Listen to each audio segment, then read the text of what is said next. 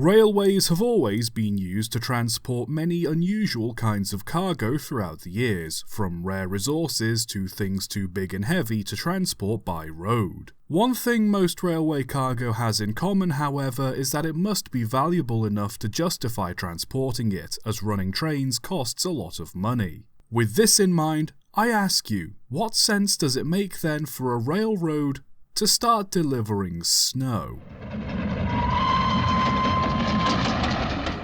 In January 1967, the city of Chicago was battered by an unexpected blizzard. The weather had been a cozy 18 degrees Celsius when on Thursday the 26th a sudden cold snap arrived. It began to snow hard and didn't stop for 29 hours, blanketing the city in 23 inches of snow, trapping cars on the road, blocking public transit, and leaving people stranded at home, work, school, and in hospitals. Some snowdrifts piled 10 feet high, and often once a road was cleared, wind would just blow more snow back and block the route as the temperature remained cold for a long time afterwards, meaning the snow didn't melt.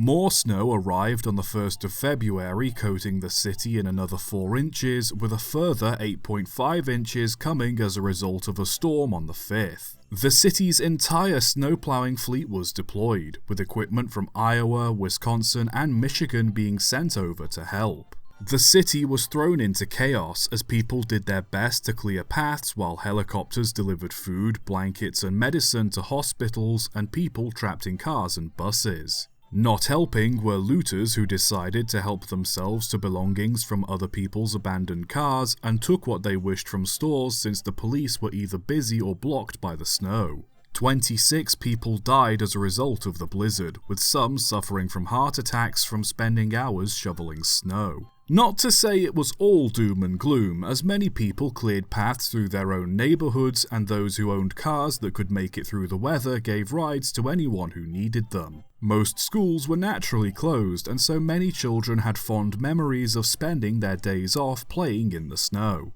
With such a huge amount of snow everywhere that simply wasn't melting, the city had to find a way of disposing of it. Snow melters were used, but these simply couldn't keep up with the quantity that they had to dispose of. The city simply piled it up out of the way wherever they could, and even resorted to dumping some of it in the Chicago River. What they needed was a way of moving this massive quantity of material out of the city, and so attention soon turned to the railroads. As well as having their own snow melting equipment to clear snow from yards and switches, it was common practice for railroads to load up outbound empty wagons with excess snow and simply take it elsewhere, usually to warmer southern states where it'd melt by the time the train arrived, saving the need to empty it out once the train reached its destination. Since the cars were already empty, the railroad didn't need to worry about any goods being damaged that had come from covering them with snow, and since empty trains don't make money, it gave them some practical purpose. As a result, every empty outbound wagon that could be filled was, and slowly the railroads of Chicago used this method to remove some of the vast quantities of snow from their network. News of Chicago's surprise blizzard became a national story, and upon hearing that many cars full of snow were being sent south, a 13-year-old Florida girl named Terry Hudson wrote to William Quinn, the president of the Chicago, Burlington, and Quincy Railroad, asking if some of the snow could be sent to her since she'd never seen snow in person.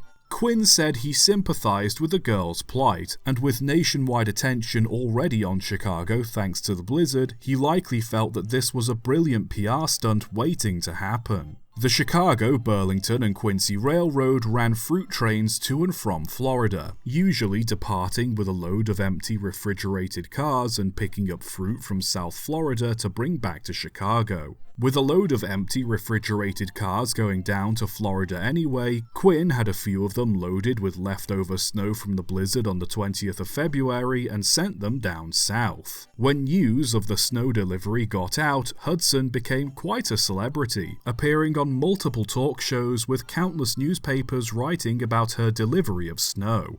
After spending a week in transit, the snow finally arrived on the 27th, and thousands of people gathered in the town of Fort Myers Beach where a big celebration was held, with Terry herself getting to cut the ribbon on the cars. The snow was unloaded, and many people got the chance to see and play with it for the first time ever, though the experience wasn't exactly what they expected. Rather than being the soft, fluffy stuff they imagined, a week in a refrigerator car had made the snow hard and icy. People did their best to make snowmen and snow angels, but it wasn't long before the ambient heat had melted most of it.